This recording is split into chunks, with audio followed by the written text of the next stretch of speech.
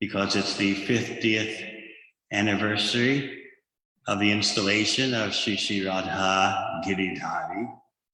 We are going to read from Sri Caitanya Caritamrita, Madhya Lila, chapter 5, which presents the history of the witness deity, Shakshi Gopal. And in this section, we can challenge ourselves. Upon hearing this section, we can challenge ourselves as to how much we really accept the deity as Krishna himself. Are we just ritualistically, mechanically bowing down and even doing the puja? Or do we understand that this is the Archa Vigraha, the deity incarnation of the Lord? So the history of Shakshi Gopal causes us, upon hearing it, to go deeper into our understanding of the tattva, the scientific truth of the deity, as well as the experience of the deity. Jai Jai Sri Caitanya Jai Nityananda. Jai Advaita Chandra Jai Gaur Bhakta Vrinda.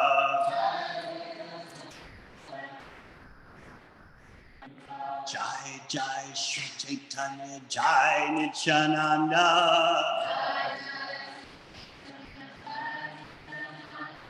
Jai Advaita Chandra Jai Gaur Bhakta Vrinda.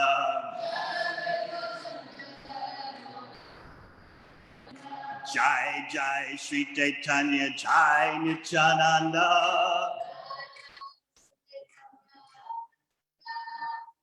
Jai Advaita Chandra Jai Gaur Bhakta Vrinda.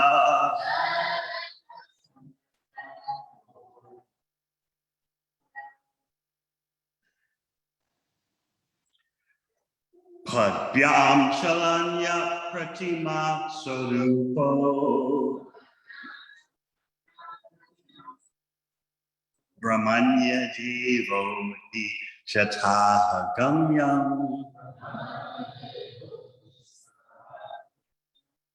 Desham Yayo Viprakited Bhuteham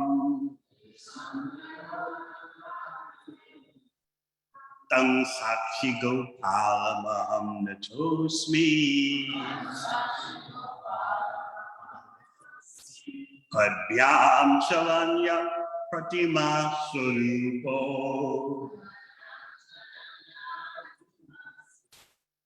Brahmanya Devo Shataha Gamyam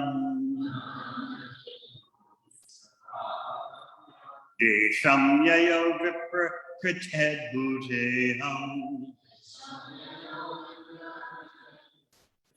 Tang Shakshi Gopal Maham Natosmi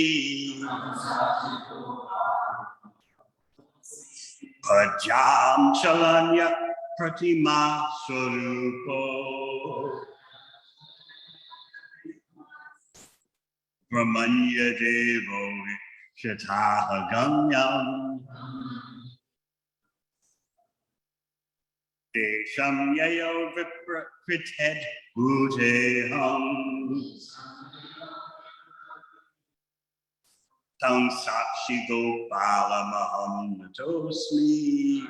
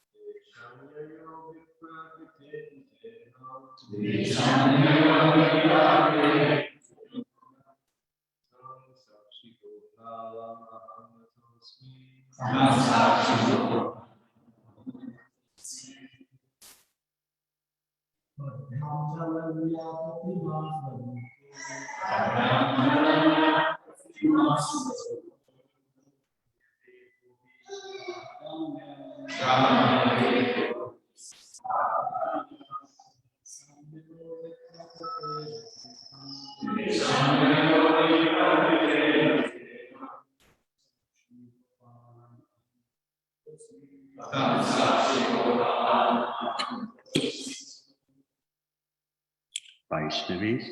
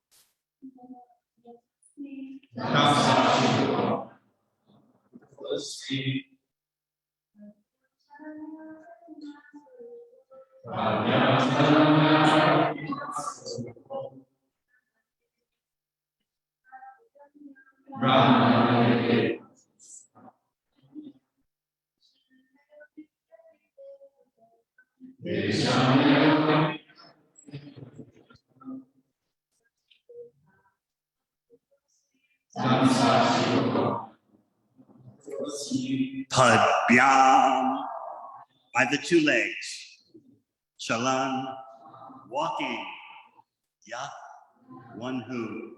Pratima, of the deity. Sarupa, in the form. Brahmanya Deva, the supreme lord of Brahminical culture. He certainly. Shataaha, in 100 days. Gamyam, to be passed over. Desham, the country. Yaya, went. Viprakate, for the benefit of a Brahmana. Adbhuta, most wonderful. Iham, activity. Tam, unto that. Shakshi Gopal, the Gopal known as the witness Gopal. Aham, I, Nata Asmi, offer respectful obeisances. Translation.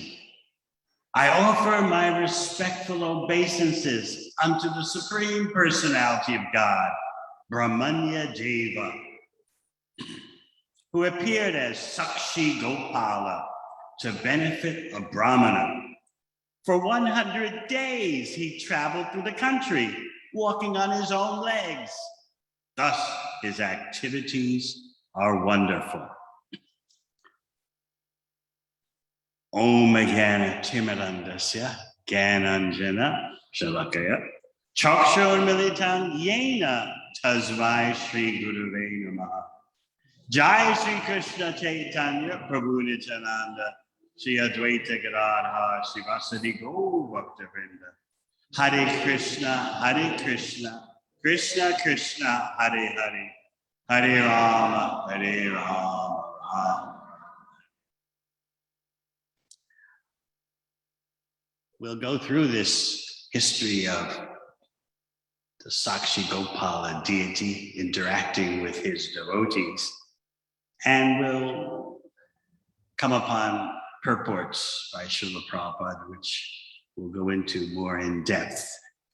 And we hope to, as I said before, let this history of Shakshi Gopala cause us to think more deeply about our relationship with the deity, our understanding of the deity, our experience of the deity, so that our bhakti becomes more in-depth.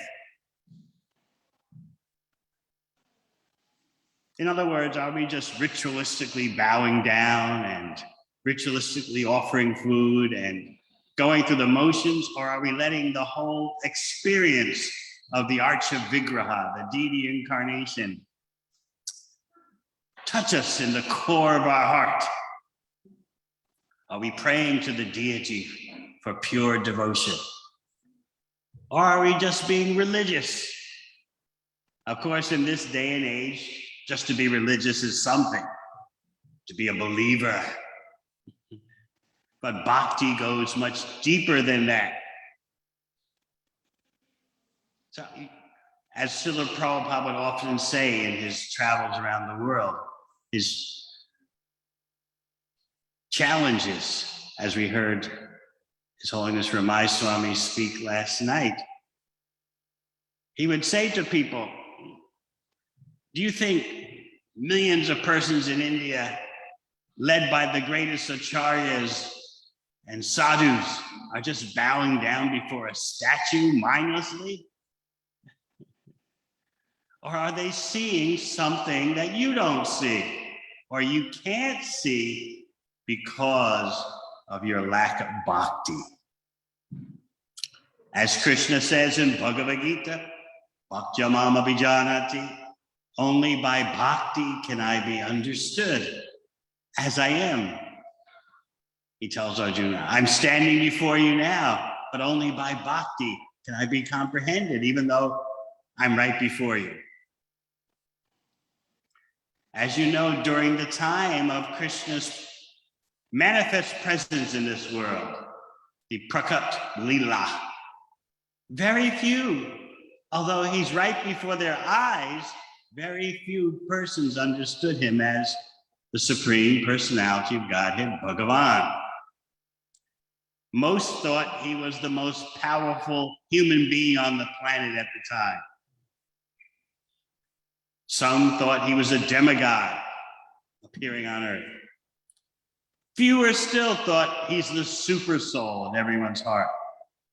But very much fewer, rare persons understood this is Swayam Bhagavan, Sarva Karna Karanam, the cause of all causes.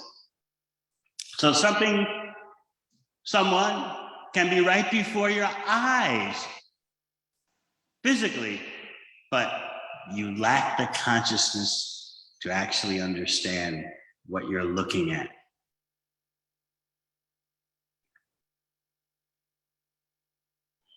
So Sri Caitanya Mahaprabhu is touring South India.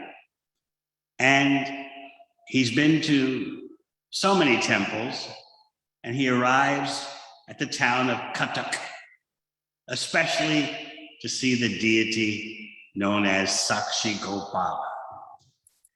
And first we want to meditate on how Sri Caitanya Mahaprabhu, demonstrating the way to be a bhakta, is so pleased by the beauty of the deity. He's taking it all in. He's teaching us how to be devotees, to become captured, enchanted by the beauty of the deity. And not only is he appreciating through his eyes the beauty of the deity, but he's chanting and dancing in front of the deity and offering many prayers. In short, he's overwhelmed.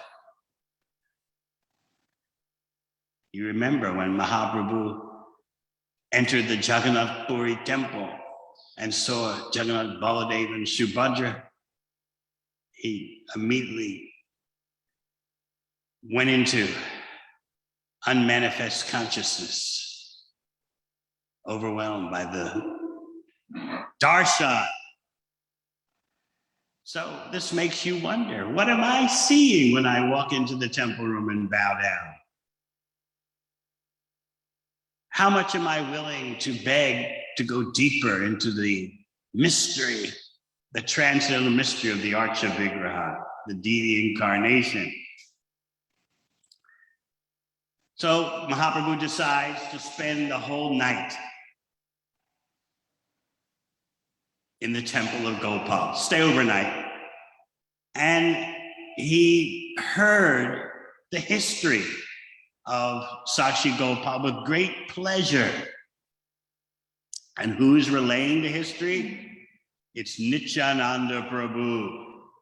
So the Supreme Personality of Godhead, Nityananda, is relaying the history of the Archa Vigraha, the Supreme Personality of Godhead as deity, and that history is being relayed to Chaitanya Mahaprabhu, who is the Supreme Personality of Godhead. So this is a complete challenge to the impersonalists. They always want to make everything one, reduce all variety, all individuality to just homogeneous oneness.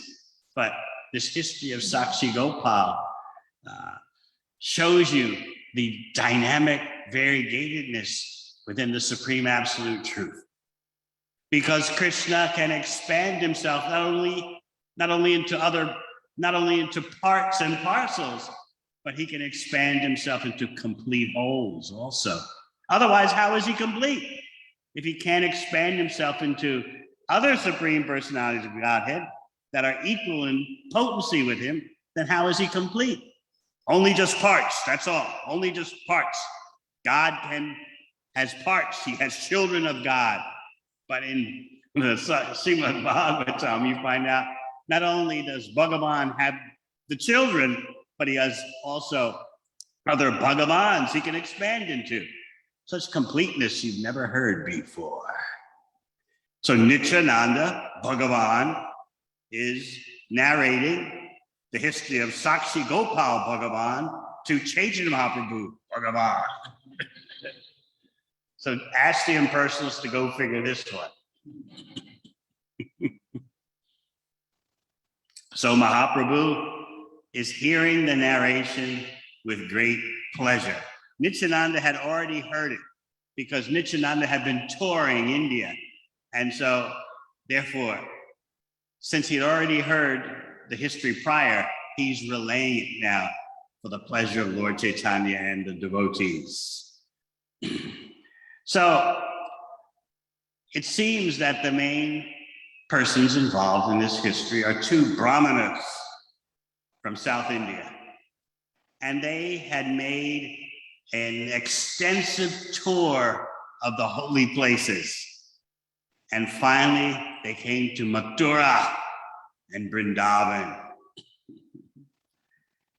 They were visiting the different forests of Vrindavan, Govardhan Hill, and finally the town of Vrindavan itself. And at that time, there happened to be a temple where Gopal, soon to be the Shakshi Gopal, but now this was Gopal at that time in a great temple in Vrindavan. He hadn't moved yet. And of course, you know how he moved. It was very inconceivable, apparently, but then again, not so inconceivable when you understand whom you're hearing about, whom you're dealing with. So these two pilgrims, these Brahmanas, visited the temple. And again, Kaviraj Goswami is giving you the darshan experience that we should aspire for. He tells you the beauty of the Gopal deity stole away their minds, and feeling great happiness, they remained there for 2 or 4 days. So this is what we should aspire for, that the beauty of Sri Sri Radha Giridhari steals away our mind. And we just don't want to go away. We just don't want to leave the temple room. Now you might say, oh, this is so far beyond this. Just be glad that we're showing up. just be glad our name is on the deity roster. Leave it at that, Swami. But we want to go deeper. Just like in any relationship, you want to go deeper. You're not satisfied with superficial relationships, external or dry or mechanical relationships. So we should consider very seriously the two brahmanas taking darshan, so absorbed, feeling great happiness. Now you might say, well, I've got so many issues in life, so many complexities, ups and downs and all arounds, and I'm supposed to feel great happiness in front of the deity? But this is what we need to aspire for. These are the levels that we want to attain. Nothing ventured, nothing gained, as the saying goes. So, feeling great happiness, the two brahmanas stayed for 2 to 4 days, just soaking up the deity, the whole deity experience. Maybe sometimes when you come into the temple room, you see how the deities are so beautifully dressed, and you just think, I don't want to go away. I have things to do, devotional service or grihastha maintenance, but I don't want to go away. I just like to stare at Shri Radha Giridhari. No one likes to be stared at, but the deity relishes being stared at. If someone would just sit in front of you and just stare at you, and just, let's say we're looking at Shai Manga now, and everyone just sits in front of him and just stares at him, you feel highly uncomfortable. But the deity feels great pleasure in being stared at. And the devotees who are staring feel great pleasure. So of these two brahmanas, as you know, one was an old man and the other was young. And so the young brahmana was rendering Vaishnava seva to the older brahmana. He's serving him. So much so that the old man brahmana was so satisfied with the service of the younger. And the older brahmana told him, my own son wouldn't take care of me the way you've served me. We've traveled to holy places all over India, and you have rendered such service to me. I didn't become tired during this whole extensive tour. My own son wouldn't treat me in this way. I've got to reciprocate with you. Devotees are always grateful, and this older brahmana was feeling so grateful. Gratitude, as you heard me explain before, is a very important part of spiritual life. If there's anyone who's done something to help you in bhakti, you always express gratitude. Never let that person forget it. Because in that way, you're making spiritual advancement for yourself by expressing gratitude, but you're also inspiring the other person to go on helping others. So this is one of the delights in bhakti, to show gratitude to anyone who has aided your spiritual development. And in this way, the ocean of loving exchanges increases, because that person, as I said, will feel inspired to increase his or her helping of others. So the older brahmana is saying, I've got to reciprocate with you. Aha, I know just what to do. I have a daughter, and I will arrange that she marries you. Of course, according to the contemporary standard, you'd be horrified, right? Hey, old man, stay out of your daughter's life. Let her shop around for a few years. Try this man, try that man. Let her live her life her way. And after she's been through so many parties and so many relationships, and then she may settle down. And even if she does settle down, the odds are the marriage won't last. So anyway, old man, just let her be happy in her own way. That's the best advice that mundane parents can give their children. I've heard this mantra from parents to their children all over New Zealand. As long as you're happy, dear, be happy in your own way. That's all we want. But this old man is taking responsibility for his daughter. And he's saying, I'm so touched, so affected by the service of this young Brahmana. I'm going to arrange that he marries my daughter. So the younger Brahmana, as you know, was astonished. Like, wait a minute. Let's look at the optics of the situation. Let's look at the pragmatics. I've got no money. I've got no education. I've got no aristocracy. This is not going to work. This is against all the conventions of society. And these Vedic conceptions are meant for the stability of society. They're not to torture everyone. Of course, in Kali Yuga, we think that any kind of stipulation, any kind of regulation, any kind of guideline is torturous. It's like having a noose around your neck, and the noose gets tighter and tighter. We imagine freedom to be no material considerations, no material constraints. Whereas the Shastra tells us there is no freedom on the material platform. The whole package of material life is a constraint, is a restriction. So if you want true freedom, you've got to get on the spiritual platform. So the younger Brahmana was saying, what you're presenting to me violates all the prominent conceptions of society, which are there for a reason. You're saying something very unusual.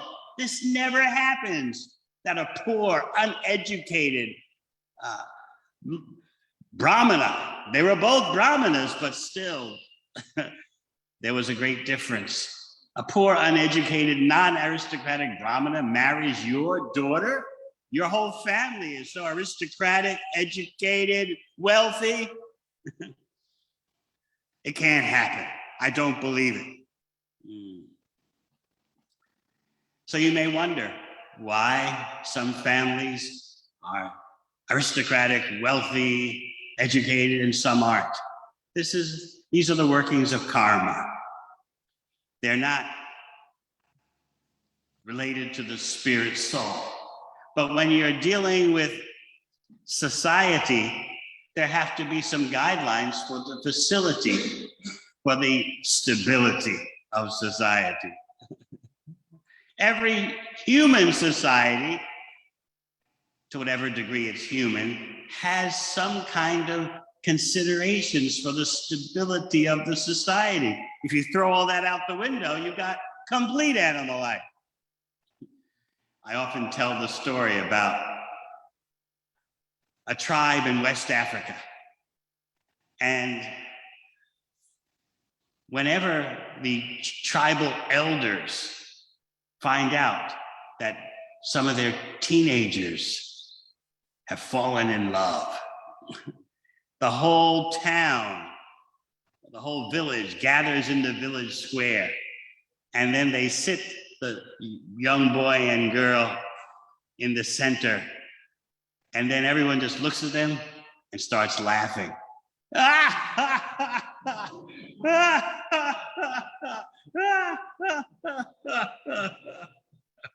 And this goes on for an hour. No one's speaking, everyone's just laughing. And then everyone gets up and disperses.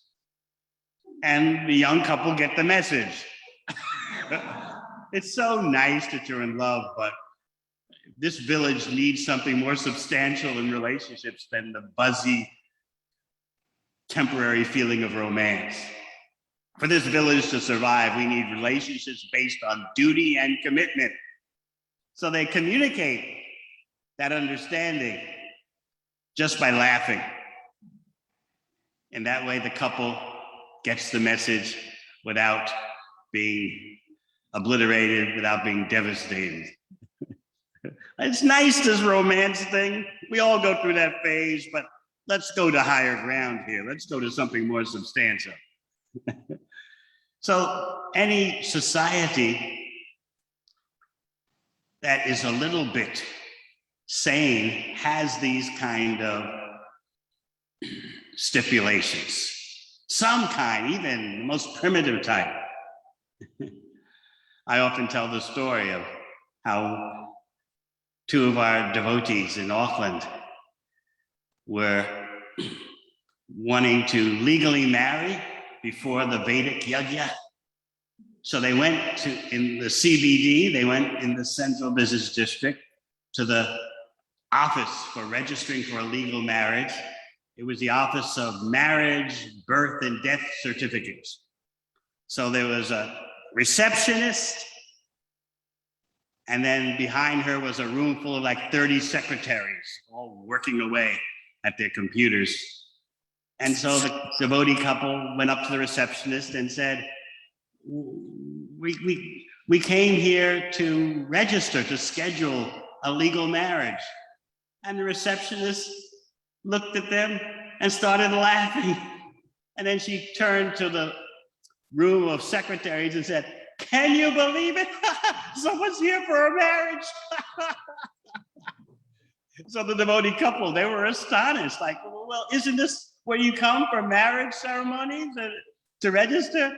And the receptionist told them, yes, but no one gets married anymore. No one comes here for that. So then the question you have to ask yourself is whether you're dealing with a human society or not. I'll leave that judgment to you. So this is why I'm just giving you background information, why the young Brahmana protested. It's never done like this. Society has principles and stipulations for a reason. They're not spiritual principles, but family life has its material aspects. So the younger Brahmana says, I am not suitable for your daughter. He says, I'm serving you not for any material reward like a daughter or wealth. I'm serving you only for the satisfaction of Krishna. Vaishnava Seva.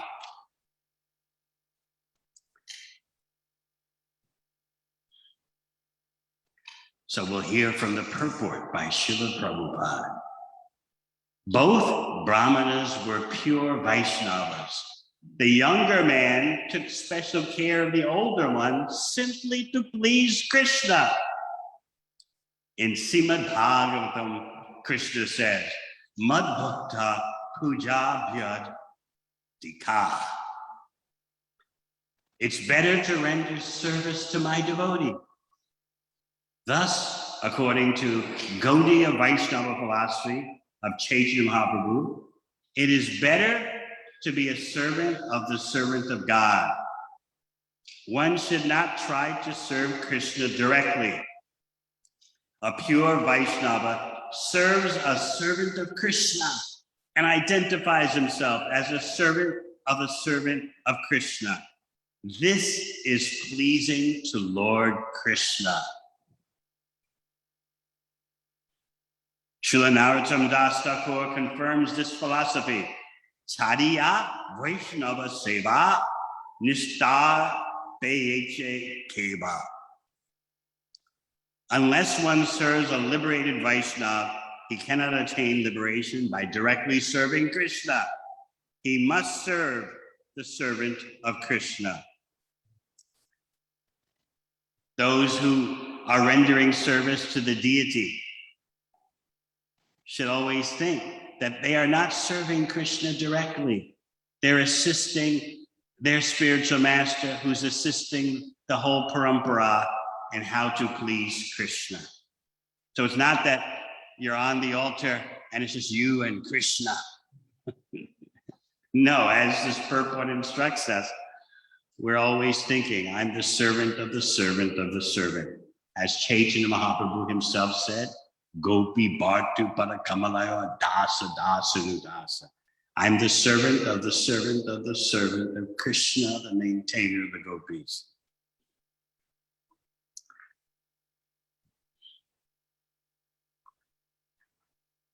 So that we are dealing with more than a worldly situation about marriage.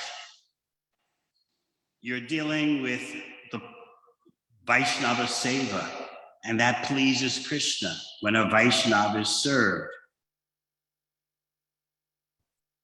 And you're going to hear the ramifications of the pure motivations of both Brahmanas and how the deity interacted with them because of their purity. Sometimes the question is raised, why is Chaitanya Mahaprabhu, a sannyasi, hearing about marriage affairs? But the marriage of Vaishnavas is not meant to be an ordinary thing. As Prabhupada writes, we are giving all facility to the general populace to take to Krishna consciousness. And in order to fix the devotees in concentration on the service of the Lord, marriage is sometimes allowed. We have experienced that such married couples actually render very important service to the mission. It's like helping out here at New Varshana. We have so many wonderful householder couples. And we should note, according to Srila Prabhupada, the purpose of marriage between devotees is to fix them in concentration on what? On the service of the Lord. That point may be forgotten amidst the daily necessities and daily experiences, but that's actually the core purpose. So Prabhupada instructs that we should not misunderstand when a sannyasi takes part in a marriage ceremony. Therefore, because of the relationship of the Vaishnavas to service, Lord Chaitanya and Lord Nityananda took great pleasure in hearing about the marriage ceremony. So Chaitanya Mahaprabhu is sannyasi externally. Nityananda Prabhu, who knows? Avaduta Chandra, the moon, the crest moon of the Avadutas, beyond all Vedic formulas and behaviors and social protocols. So, how is the older Brahmana going to handle that? He's being grateful, but the younger Brahmana is saying, this can't be done. I don't believe you.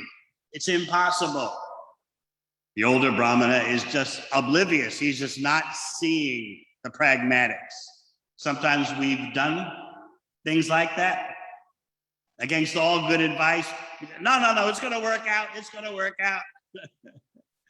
No matter what others try to tell us, maybe it's about a financial investment, maybe it's about a marriage choice. We just can't hear the good advice. We're just full speed, straight ahead. It's going to work. We'll sort everything out. So the older Brahmana is like that. He sees no impediments whatsoever. No. Don't doubt me, my dear boy. I will give my daughter in charity. I have already decided this.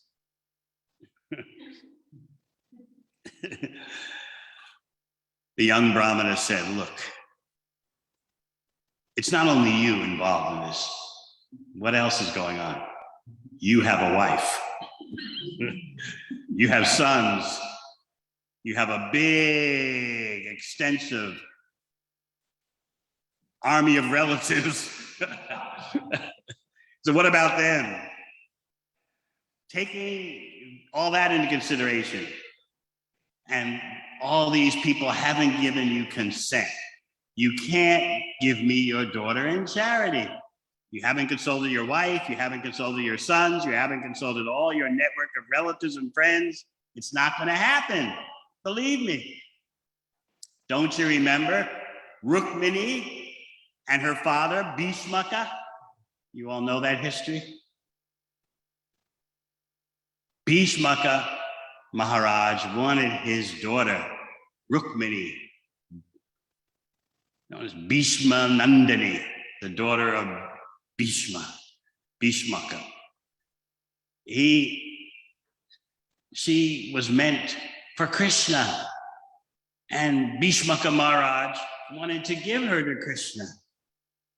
But his oldest son, Rukmi, disagreed.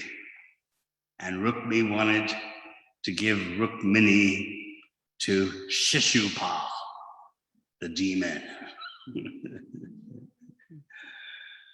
So Rukmini had to plot her way out of the situation. She's a Kshatriya, so she knew how to plot. And she arranged that Krishna would kidnap her. Her father wanted her to marry Krishna, but her father was under pressure from his family members, especially Rukmi. So the younger Brahmana is citing this Shastric evidence. Don't you remember what happened? His oldest son broke up the marriage intention that his father had. Still, the older Brahmana doesn't get it. He's insistent. My daughter is my own property. Can't say that these days.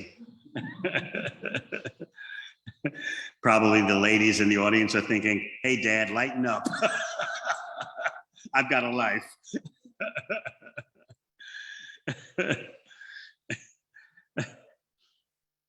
Just like sometimes devotees ask me for marriage blessings. I found the one. After 1 month of associating, we realized this is perfect, a match made in Vaikuntha.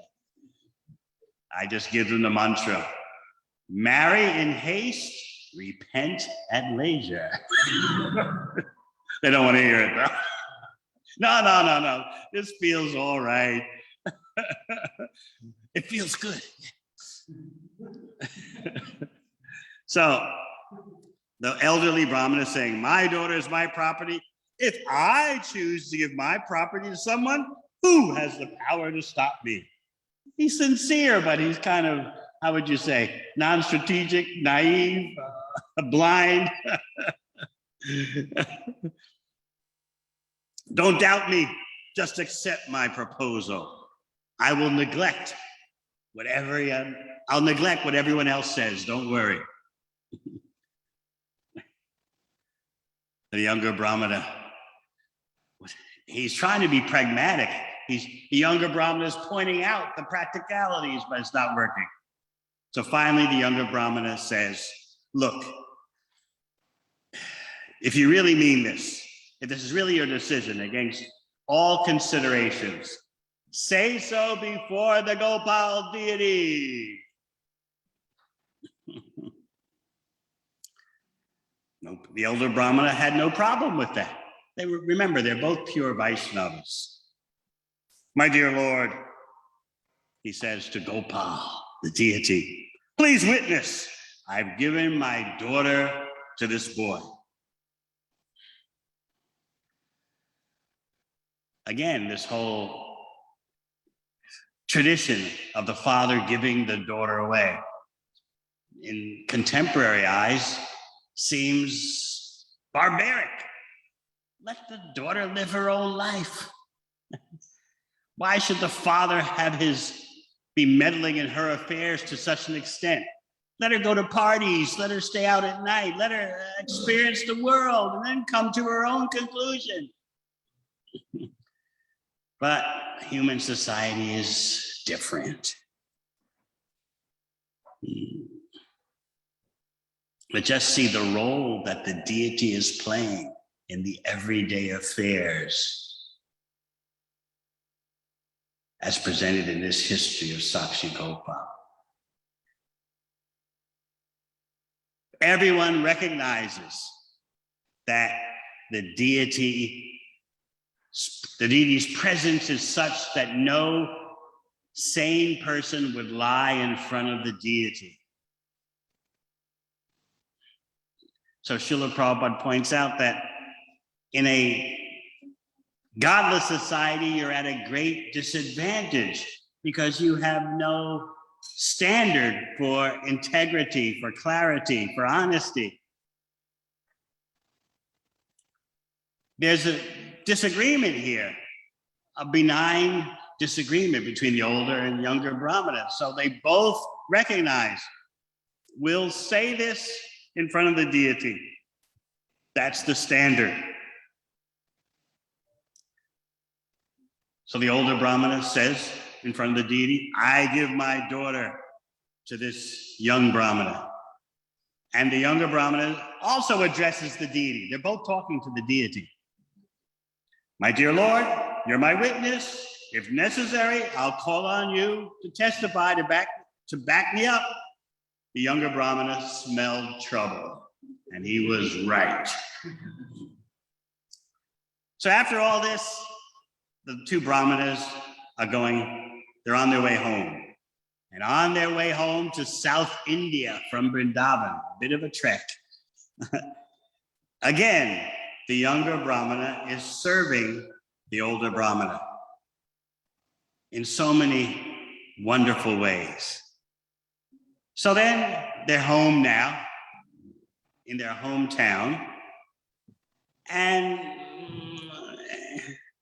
after a while, not immediately, but after a while, the elderly brahmana starts to think, here I am at home with my wife, my relatives, my friends. I've given my word to a brahmana in a holy place. What I promised must happen, but now comes the problem, the elephant in the room. I must now disclose this to my wife, my sons, my other relatives, and my friends. So he does it. He follows through. He calls them all together and he tells them, this is what I promised in front of Gopal, in front of the deity. What do you think the reaction of the family and friends were? They basically told him, don't speak such nonsense again. They were unanimous. It was across the board. Wife, relatives, friends. How can you offer your daughter to someone from such a degraded, low family? Your aristocracy, your family prestige will be out the window. And when people hear about this, what you promised, they'll laugh at you. They'll make jokes at your expense. Household life's a social ashram, so generally householders are very concerned with what are others saying. While they're talking about the others, they're concerned with what the others are saying. So it was unanimous. This is madness. So the older brahmana said to them, I've made a promise in a holy place on pilgrimage. How can I cancel the promise? Never mind what may happen. I have to give him my daughter in charity.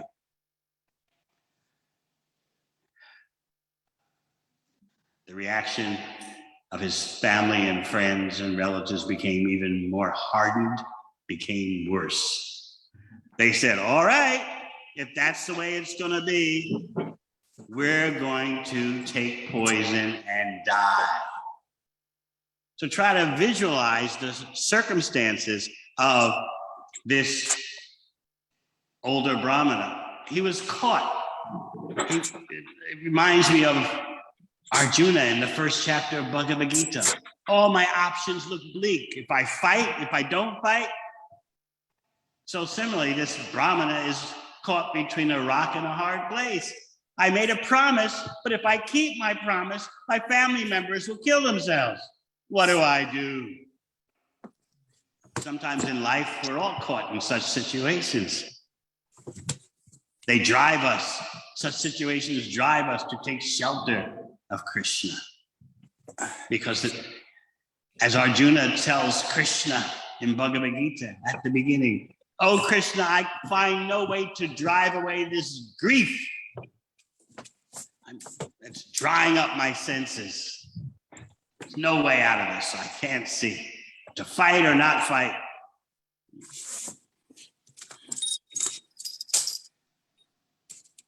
So the elder Brahmana is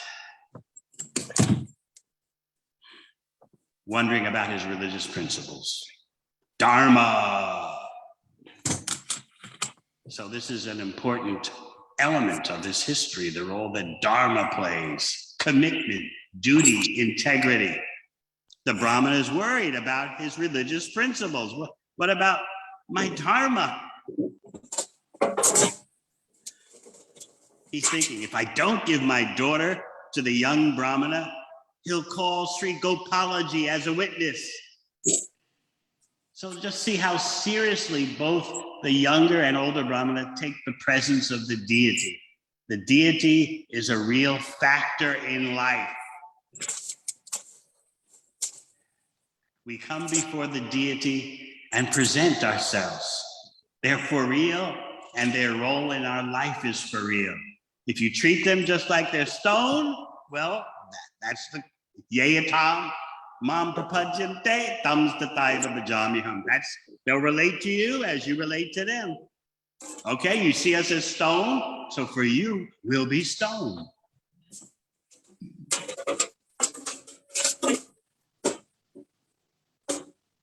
So the elderly Brahmana presented to his family that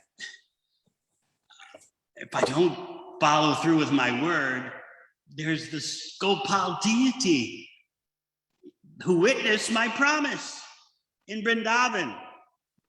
The son was very atheistic. He said, "Well, father, the deity may be a witness, but the deity's far away. How can the deity ever come and verify what you've said? Why are you so anxious over this? In other words, this is just a statue you've seen in Vrindavan, thousands of miles away. Why is this such a factor for you? Get real. Be intelligent, be practical.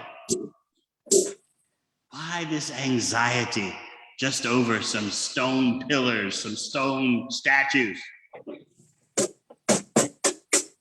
And then he says, anyway, he gives him some Kali Yuga advice.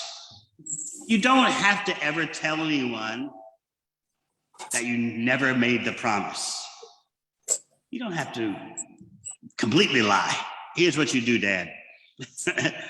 Just say you don't remember what you said in Vrindavan. Kamalavan Prabhu, your mic is on. Can you please mute?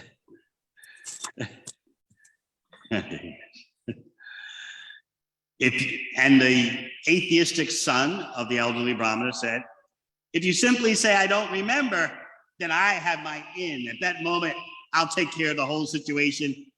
I'll present a legal argument that will defeat the young Brahmana.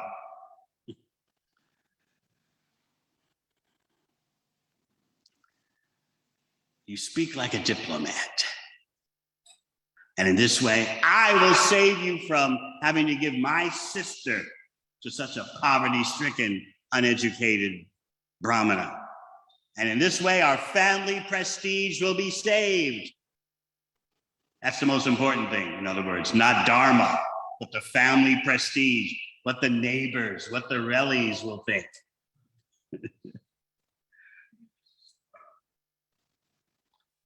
So the elderly Brahmana's mind became very agitated. Oh my God, what am I going to do? If I cave in, my honor, my word of honor is violated, my dharma is lost. But I pacify my relatives.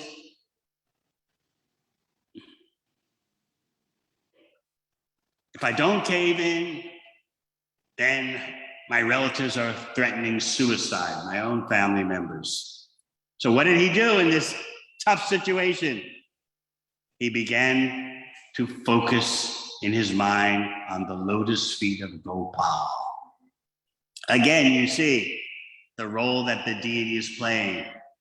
Just as Arjuna says to Krishna, I can find no way to drive away this grief. And he presents himself in chapter 2. Karpanya dosha pahata swabhava.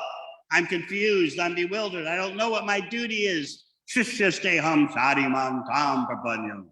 Now you please instruct me, I'm your disciple.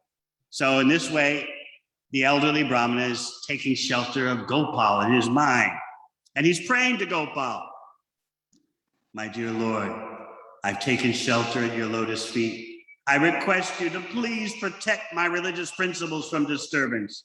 And at the same time, please save my family members from dying.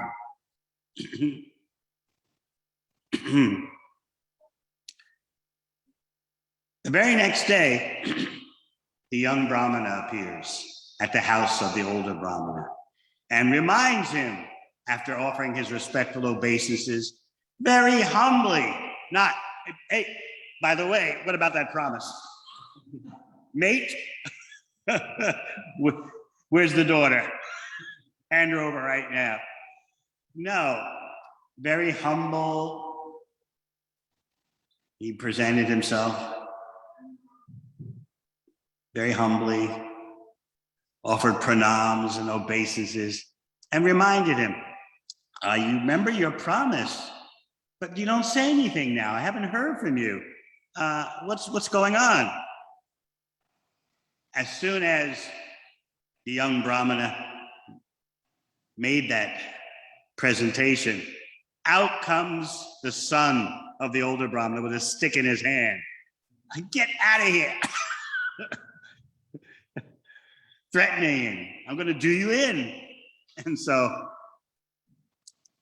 And while holding the stick in his hand and driving away the young Brahmana, the atheistic son of the elder Brahmana says, you're so most degraded. You want to marry my sister? You're like a dwarf that wants to catch the moon. Insults really cut the heart. And that's why in Bhagavad Gita, Krishna explains that one of the austerities in 17th chapter is austerity of the tongue. Don't speak words that cause agitation. Don't speak words that rattle and pierce someone's heart. So what could the young Brahmana do? He fled, but he then gathered the next day all the people of the village. Is he doing this for his own cause, just because he wants the girl? No, he's seeking to protect the religious principles, the dharma of the older Brahmana. This is hard for us to understand. He must just want the girl. I mean, what's the point in going through all this trouble? But no, he's thinking dharma has to be upheld. Dharma is, as explained in the 6th canto of Bhagavatam, like a ring in the nose of a bull. And there's a rope that's threaded through the ring on the nose of the bull. And in this way, you can control the bull. So that's what Dharma is like. Doesn't sound very good for Kali Yuga standard, does it? Who wants to feel like they have a ring in their nose with a rope through it? Controlled. But that is human civilization. So to protect the dharma of the older Brahmana, the younger one gathers the village and explains to them what happened. This Brahmana is breaking his word. Please question him about his behavior. Now, in the contemporary mindset, what's the big deal, right? So the Brahmana made a promise when they were in Vrindavan some time back, but now he wants to change his mind. In Kali Yuga, that's no big deal, right? Yeah, I promised, but that was a couple months ago. Unfortunately, we take initiation vows with the same spirit. When I made the initiation vows, I really meant it. But I was young at the time. There's so many excuses. This happened, and then that happened, and you know, life goes on. And everyone's supposed to nod their head and say, yes, yes, we understand. Yeah, yeah. There are phases in life. You went through a certain phase. Okay. But that's not human civilization. So the villagers heard the story and said, well, let's bring the older Brahmana and ask him. If he's already promised to give the daughter in charity, why is he not fulfilling his promise? So what could the elderly Brahmana say? Remember, he's caught between a rock and a hard place. His word of honor and his family threatening suicide. So he did what his son said. My dear villagers, please hear me. I don't remember making a promise like that. Immediately, the son took advantage and began to address the whole village assembly. Let me tell you what actually happened to my father. He and this young Brahmana were touring the tirthas, the holy places, and my father had a lot of money on him. So this young Brahmana plotted to take away all the money by giving my father an intoxicant. And in that way, my father became delirious. And in that delirious state, this younger Brahmana confiscated the money of my father. That's what actually happened. And after having done that, after plundering my father, now he's got the nerve to claim that my father gave him his daughter in charity. It doesn't get any more ridiculous than that. So the son of the elderly Brahmana thought he had a solid case. Said, just look, young Brahmana, poverty-stricken, uneducated, non-aristocratic. Do you really think that my father would make such a promise? And what about the money? This young Brahmana wanted the money. He plundered my father by giving my father intoxicating herbs. What do you think? And so the villagers became a little doubtful. Yeah, money can motivate persons to do strange things. It is possible. So the son of the elderly Brahmana did rattle their cage a bit and get them to think. This is one of the downsides of village life. Gossip and negativity. Of course, now you got the social media. Yeah, this could be true. Oh my God.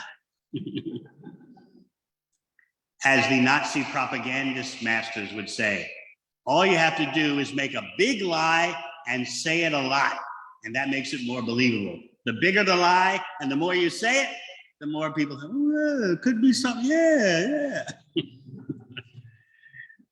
So that's what the son of the elderly Brahmana did. He rattled people's minds a bit.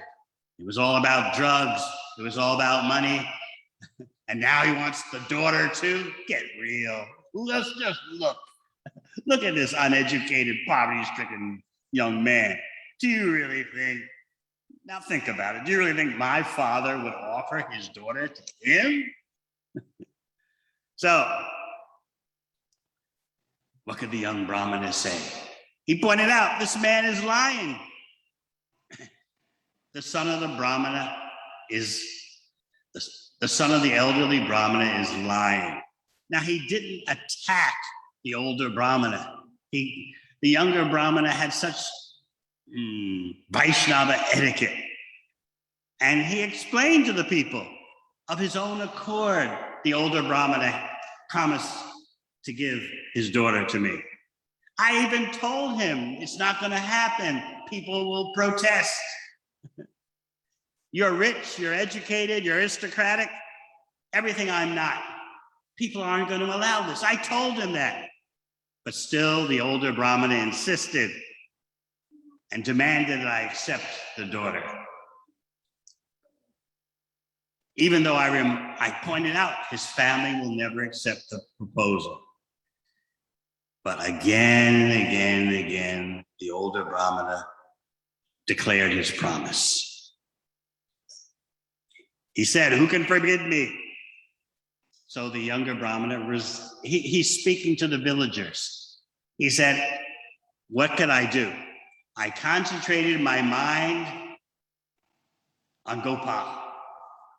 And I asked the Brahmana, the older Brahmana, make the promise before the Gopal deity.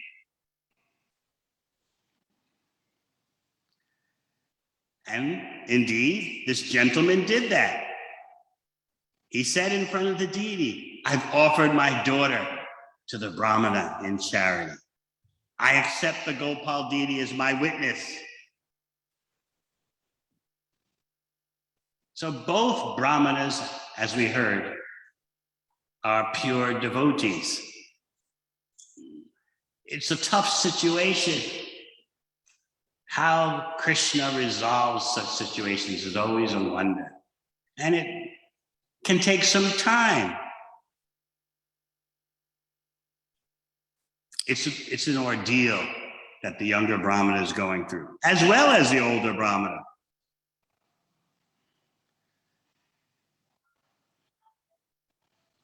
But what you see in the center is the authority of the deity. The young Brahmana says, I'm uneducated, I have no aristocracy, but he accepts the words of the Supreme Personality of Godhead as the ultimate.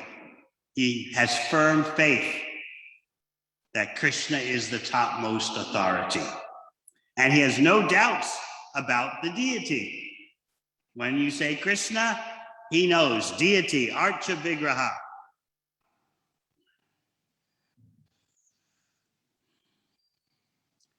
So what do you think the elderly Brahmana is going to say when he hears the young Brahmana speaking like that before the villagers? The promise was made before the deity. We both accepted that the deity would be the witness. So the older Brahmana, who's a pure devotee, says, this is true. If Gopal comes here to serve as a witness, I will surely give my daughter to the young Brahmana. And what does the atheistic son of the elderly Brahmana say? Yeah, that's a great way to solve this. A deity coming. First of all, we all know deities are just stone. Secondly, a deity will never come here. That's a great idea. What a solution. So just see, both parties are agreeing, even though the motivation of the atheistic son of the Brahman is one thing, still, he jumped on the proposal. Yeah, let the deity come and witness. Sure. If only pigs could fly. If only horses had eggs. Sure. But the younger Brahmana had complete faith. I asked the deity in Vrindavan when both of us were there to be the witness. So in this way, as the super soul in the hearts of everyone, Krishna created a situation in which everyone agreed to the solution. This is the real ISKCON resolve.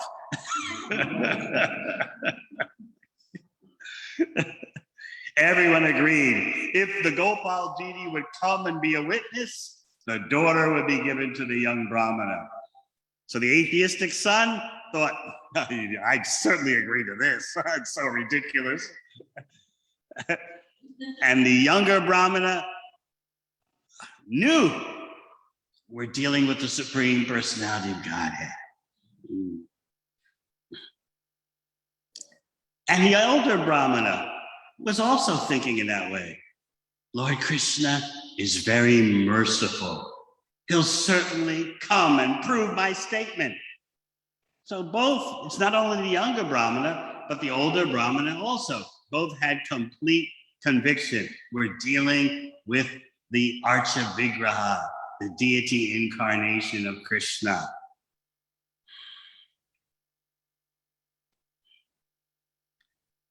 So the young Brahmana became a bit tactful. He wasn't so naive. He said, okay, we were all agreeing that if the deity comes to witness, then the daughter is given in charity. Let's write this down. We're not going to go through an ordeal again like we just went through. Again, this older Brahmana may forget his word of honor. So let's write it down. Sometimes we see in our daily situations, business deals between devotees. Whenever there are business deals between devotees, I say, uh-oh, write everything down and have a witness. Because what can happen is that one person reneges on the agreement, on the business agreement, and then there's havoc. There's rancor, there's bitterness. Persons even drop their bhakti. I made a deal with a devotee and just see the devotee has no honor. Is that what Lord Chaitanya's movement's about? Forget it, I'm putting down my beads, I'm not going to the temple. This happens so many times. He's a devotee, how can he do this to me? And what does the other person say who's reneging? Prabhu, we're all Vaishnavas, you know, things happen, it's Kali Yuga. I meant it when I said it, but Prabhu, have a heart. Vaishnavas are supposed to have a heart. They're supposed to be merciful. Just let it pass, let it slide. Yeah, I promised you $50,000, but you know, I just can't do it. So be merciful. Be a Karana Sindhu, an ocean of mercy, and just let it be. So this is why I always recommend when there are business deals between devotees, any kind of contractual relationship, write it down and have a witness. So this is what the young Brahmana is doing now. He's saying, I know Shakshi Gopal will come and we're not going through this again. So the village collected the written statement, signed. And in that way, the test was prepared. So the young Brahmana says that I want you to understand this elder Brahmana is certainly truthful and is following Dharma. He has no desire to break his promise. He's just afraid of his relatives. That's why he's kind of deviated from the truth by saying he doesn't remember. See, the younger Brahmana is not attacking the older Brahmana. He's saying, look, I understand the situation he's in. It's caused him to swerve a bit from the direct consequences of his promise because he is so pious because of his spiritual qualities. I will call the Supreme Personality of Godhead as a witness. And in that way, I'll keep his truthful promise intact. I'll keep the promise of the elderly Brahmana intact. And just see, I'll call the Supreme Personality of Godhead as the witness because of the qualities of the older Brahmana. He's not saying, so I get the woman No, to protect the qualities of this older Brahmana. That's why I'm calling the Archavigraha to come and be the witness. So you see, the motivation is very important. In the audience, among the villagers, there were atheists, and they started making jokes. This is so ridiculous. Why are we wasting our time in the village square hearing this nonsense about a deity being a witness?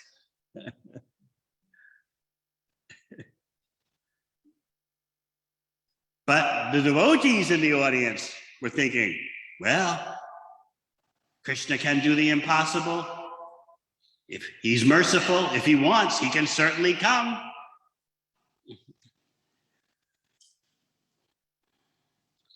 So then the young Brahmana starts for Vrindavan. He's coming, remember, from South India to Vrindavan, bit of a walk. And he comes before the deity and offers prayers. He's in front of the Gopal deity in Vrindavan.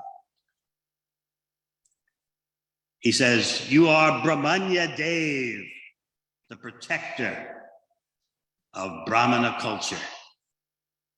And you're also very merciful. Please protect the Dharma, the religious principles of us two Brahmanas. And he clarifies his motivation as he addresses the Gopal deity in Vrindavan. He says, I'm not thinking just to become happy by getting the daughter as my bride. I'm simply thinking that this Brahmana has broken his promise, and that thought is giving me pain. So again, we've got to get it out of our mind. This young Brahmana was not focused on just getting the aristocratic, rich young girl as his wife. Not at all. This is hard for us to understand in Kali Yuga. Come on now, young Brahmana. You know you want her. You know you want the money.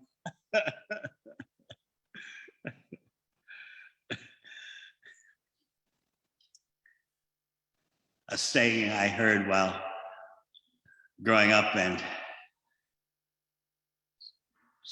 considered very strategic social advice. Marry the money, love comes later. And as many of you know, as my mother taught me, my own mother taught me when I was 5 years old, she said, son, always remember, romance without finance is a nuisance. So you would think, well, what's wrong with the young Brahmana wanting the money, wanting the girl? I mean, you know, and she's got dharma. She's the daughter of a Brahmana. Everything is, yeah, Krishna will sort it out. Yeah, Krishna will make an arrangement. But he's saying in front of the Gopal deity, I'm not thinking to become happy, material sukha, material happiness. I'm not thinking that this will be great for my sense gratification. This is not why I traveled all the way back to Vrindavan. I just want to protect the honor of this older Brahmana. I've got no desire for sense gratification. So the young Brahmana continued his presentation in front of the deity. You're very merciful. You know everything. Be a witness, please.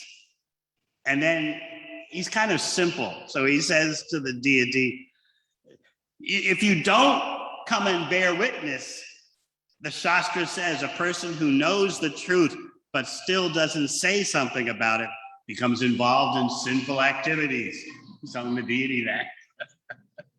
But it's a personal thing. This is kind of like rag bhakti. This is beyond sadhana. He's feeling this personal relationship with the deity.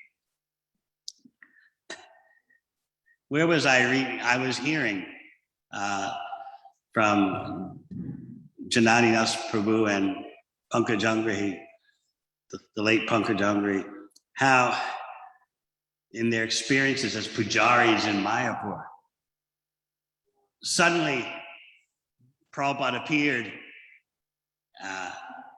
near the Pujari room for the Sri Radha Madhava. And he asked the Pujari, how's the deity feeling? And the Pujari was totally bewildered, like, how's the deity feeling? I'm just, a young little devotee. How could I answer that? And Prabhupada told him, no. The Pujari should know how the deity is feeling. So that we're not dealing with just stone. We're dealing with the spiritual reality. So the deity replied to the Brahmana, go home, call a meeting, and in that meeting, just think of me, and I'll sort the situation out. I'll certainly appear there when you think of me, and in this way, I'll protect the honor of both of you Brahmanas. I'll be the witness. The young Brahmana, he's actually kind of clever, although simple. He says, wait a minute now. You say I should go back to the village and think of you, and then you'll appear as the witness. How are you going to appear? Let me tell you that even if you appear as four-handed Vishnu, the village won't believe you. You've got to appear as Shakshi Gopal. That's the deal. The people won't be convinced by any appearance of Vishnu, even with four hands. They want to see Shakshi Gopal, who they know is in Vrindavan. They want to see him in our town in South India. That's the only way that the result will be achieved, when people hear the words spoken from your beautiful face as Gopal, the Gopal who's in Vrindavan and now will be in South India. So then we get to where we'll resume tomorrow, where the deity Gopal tells the young Brahmana, well, you want me to walk all the way to South India from Vrindavan? I've never heard of a deity's walking from one place to another. And the Brahmana, in his pure simplicity, replies, well, if you can talk, you can walk.